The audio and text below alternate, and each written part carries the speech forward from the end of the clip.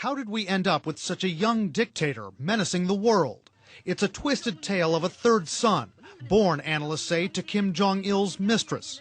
Kim Jong Un was reported to have been pampered as a young man, sent to boarding school in Switzerland, developed an affinity for James Bond and the NBA, hence the recent Dennis Rodman visit. He'd spent virtually no time in North Korea's army when his father elevated him to a general's rank in 2010. That was one of the first signs that Kim had leapfrogged his two older brothers. Why?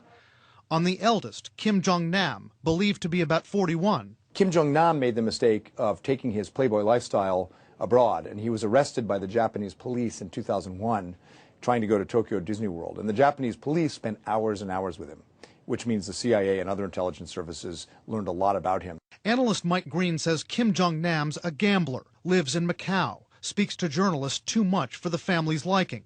They can't kill him, but they can't let him run the country. He's not a reliable vehicle for the cult of personality, for the Stalinist propaganda. Then there's the mysterious middle brother, Kim Jong-chul. Local media showed this photo, claiming it was him at an Eric Clapton concert about 2 years ago. Kim Jong-il found in Kim Jong-chul somebody who was reportedly effeminate, timid, did not have much political interest. Just as enigmatic, the young woman reported recently to be Kim Jong-un's 20-something wife, Ri Sol-ju, apparently a former singer. Could she have any influence over him? Is it possible she'll say, what about the North Korean people? What about the starving people? Maybe, but that's certainly not the environment she grew up in. That background helps experts try to figure out what Kim Jong-un's thinking now. What's your best take on his calculations now, what he's thinking?